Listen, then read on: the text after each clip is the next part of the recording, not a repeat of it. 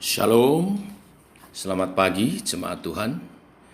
Berjumpa kembali dengan hambanya dalam doa pagi online. Hari ini kita akan berdoa untuk penghidupan pekerjaan kita semua, supaya Tuhan limpahkan berkat-Nya, sehingga tidak ada yang berkekurangan di antara kita. Bahkan Tuhan memberi kelimpahan, dan oleh kelimpahan itu nama Tuhan boleh dipermuliakan. Kita boleh mendukung pekerjaan Tuhan lebih lagi dan masa depan, merencanakan masa depan yang lebih baik lagi. Untuk itu mari kita datang padanya. Kita naikkan satu pujian, Allah peduli.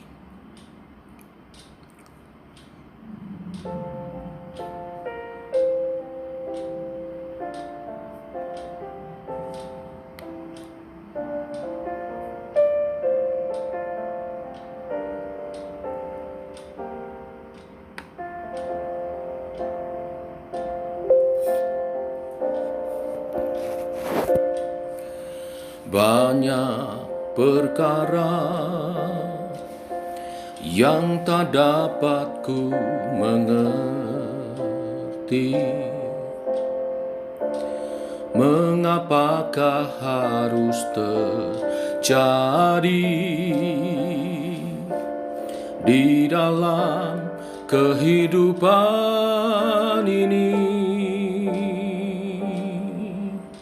Satu perkara yang kusimpan dalam hati, tiada satu pun yang terjadi tanpa Allah peduli. Allah mengerti, Allah peduli segala persoalan yang kita hadapi. Tak akan pernah dibiarkannya ku bergumul sendiri, sebab Allah mengerti.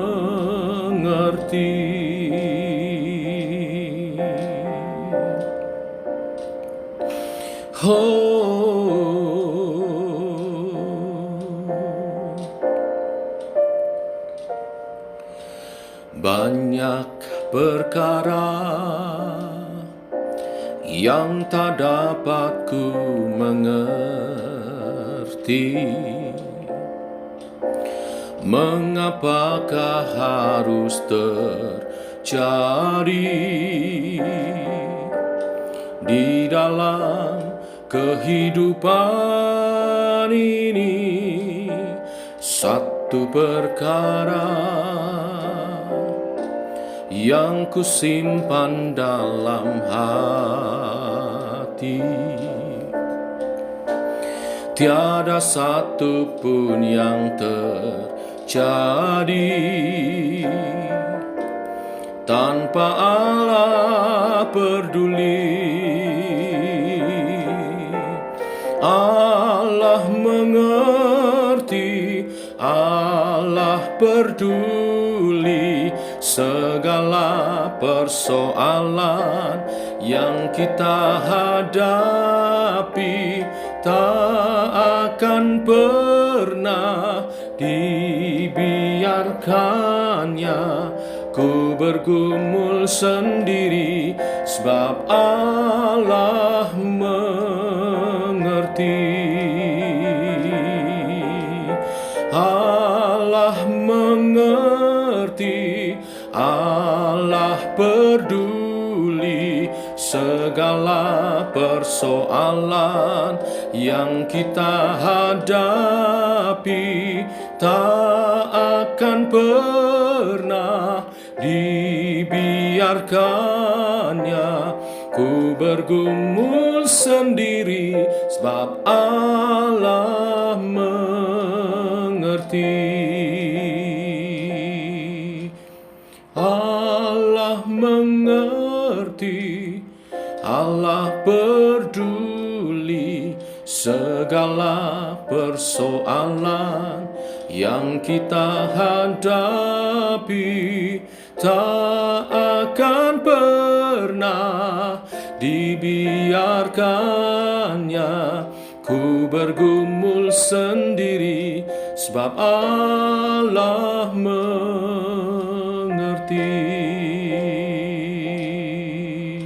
Ku bergumul sendiri sebab Allah mengerti.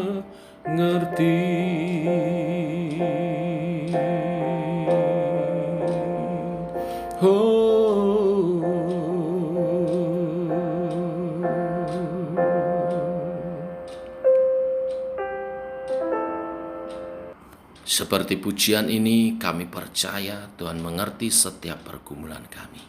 Pergumulan apapun, pergumulan rumah tangga, pergumulan ekonomi, pergumulan kami dalam menghadapi tantangan pelayanan, Engkau mengerti.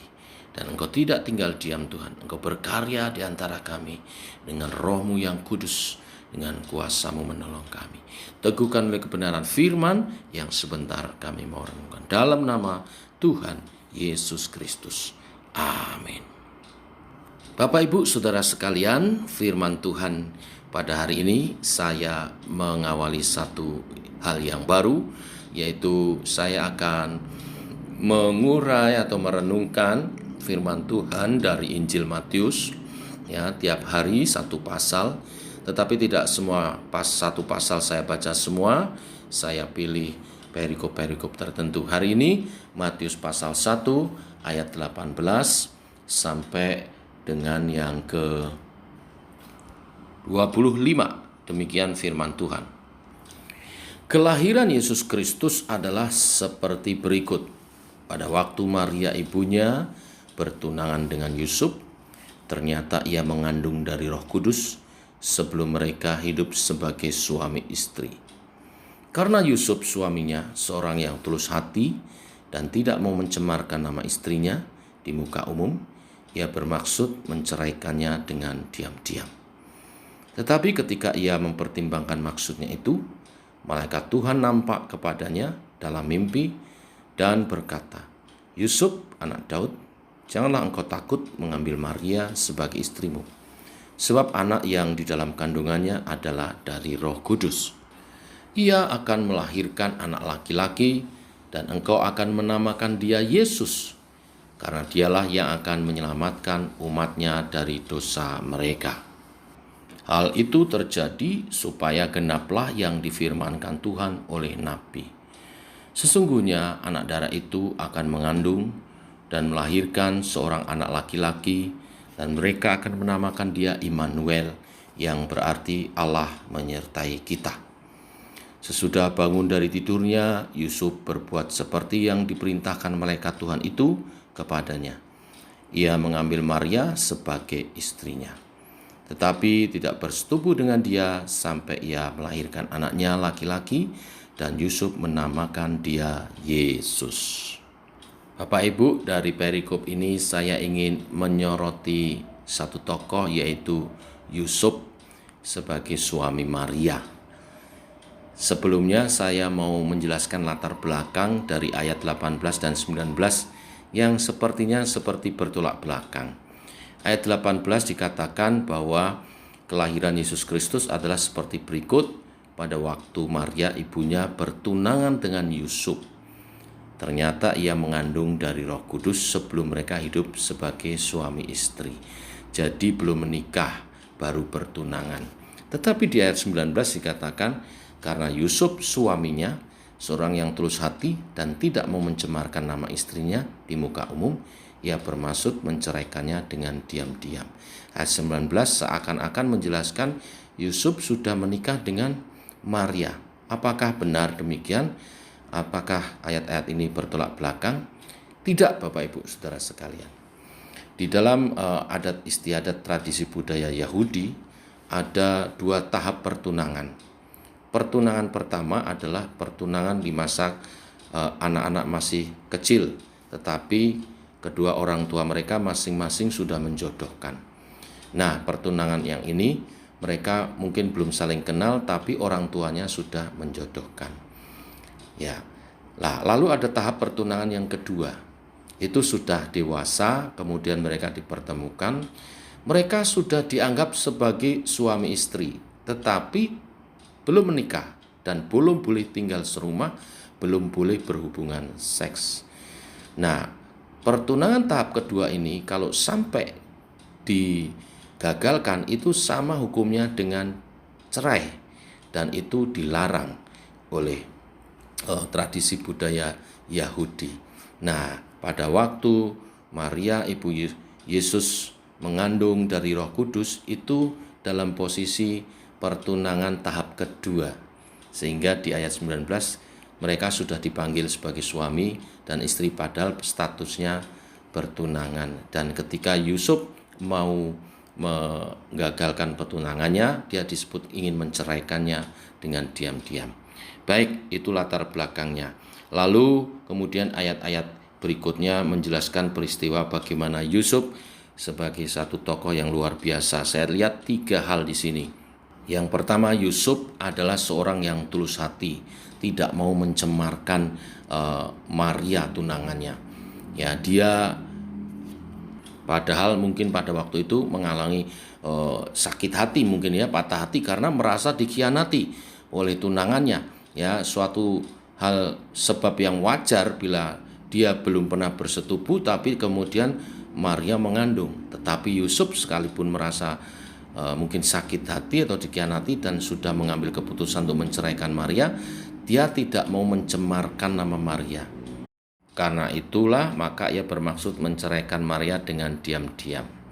Bapak Ibu, apakah kita sering ingin merusak nama baik seseorang melalui menyebarkan gosip atau fitnah? Melalui kisah Yusuf ini kita diingatkan bahwa murid Kristus yang sejati adalah mereka yang tulus hatinya, yang tidak suka mencemarkan nama seseorang. Yang kedua, Bapak Ibu, saya menyoroti pribadi Yusuf adalah pribadi yang tidak gegabah. Ya, di ayat 20 dikatakan ia mempertimbangkan maksudnya untuk menceraikan Maria. Kata mempertimbangkan menunjukkan bahwa dia adalah orang yang tidak gegabah. Dia berpikir panjang, dia mempertimbangkan, memikirkan dulu berulang-ulang, ya. Nah, penerapannya dalam kehidupan kita. Apakah kita sering melakukan hal-hal yang sebaliknya? Gegabah, tidak berpikir panjang. Mungkin dalam hal melampiaskan emosi, kemarahan, ya, sehingga membuat situasi menjadi tidak baik, membuat situasi menjadi kacau balau. Ya, karena emosi, karena perasaan kita. Kita mesti belajar dari kehidupan Yusuf yang bisa tenang, tidak gegabah, mempertimbangkan segala sesuatu, tidak tergesa-gesa. Ya, dia bukan orang yang tergesa-gesa. Amsal 19 ayat 2b mengatakan orang yang tergesa-gesa akan salah langkah. Maka kita belajar untuk tidak tergesa-gesa, mempertimbangkan segala sesuatu dengan baik. Ini yang kedua. Dan yang ketiga, yang terakhir adalah bagaimana Yusuf adalah seorang yang taat akan kebenaran firman Tuhan. Di ayat 24 dan 25, setelah Yusuf mempertimbangkan segala pemikirannya dan tidak menceraikan Maria, dan Tuhan menjumpainya melalui mimpinya, melalui malaikat yang diutusnya untuk tidak takut, untuk tetap menikahi Maria, maka di ayat 24 dia langsung melakukannya. Dia taat akan perintah Tuhan itu. Ayat 24 saya baca sekali lagi. Sesudah bangun dari tidurnya, Yusuf berbuat seperti yang diperintahkan malaikat Tuhan itu kepadanya. Ia mengambil Maria sebagai istrinya, tetapi tidak bersetubuh dengan dia sampai ia melahirkan anaknya laki-laki, dan Yusuf menamakan dia Yesus. Nampak di sini bagaimana Yusuf seorang pribadi yang taat akan perintah Tuhan, akan firman Tuhan. Dia tidak menunda-nunda, dia langsung melakukan apa yang diperintahkan oleh Tuhan sendiri. Baik, demikian berita firman Tuhan pada pagi hari ini. Tuhan memberkati. Mari kita berdoa. Bapa, kami mengucap syukur untuk hari yang baru hari ini, untuk kebenaran firman-Mu, untuk kami lebih memiliki sifat-sifat karakter yang baik seperti Yusuf yang Kau ajarkan melalui firman-Mu hari ini, dengan ketulusan hati, dengan pertimbangan dan pimpinan daripada firman-Mu untuk kami hidup dalam ketaatan. Tolonglah kami dalam usaha pekerjaan kami, apapun yang kami buat hari ini, berkati tangan kami buat menjadi berhasil. Yang membuka tokonya, Tuhan berkati sehingga menghasilkan yang terbaik, kirimkan pelanggan yang tidak saja banyak tetapi juga yang baik sehingga memberkati kami semua. Yang membuka bengkelnya, yang membuka usahanya, Tuhan berkati semuanya. Juga yang bekerja dalam jasa, baik itu driver, pengantaran makanan maupun jual beli makanan, barang-barang yang lain baik secara online maupun secara langsung berdagang di pasar, Tuhan memberkati. Juga yang mengelola perusahaan, Tuhan memberkati. Baik perusahaan makanan, perusahaan alat-alat rumah tangga, maupun juga perusahaan keuangan, dan juga perusahaan-perusahaan kontraktor yang lain, Tuhan memberkati. Apa yang kami buat oleh tangan kami, Engkau rahmati, menghasilkan yang terbaik, sehingga kami boleh menata masa depan lebih indah lagi, dan kami jadi berkat kemuliaan bagi nama-Mu, dan menjadi juga mendukung pekerjaan Tuhan, di mana Tuhan dimuliakan atas usaha pekerjaan kami. Tuhan memberkati kami semua. Demikian doa kami, dalam nama Tuhan Yesus kami berdoa. Amin. Demikian doa pagi kita, saudara. Selamat pagi, selamat berjalan bersama dengan Tuhan. Shalom.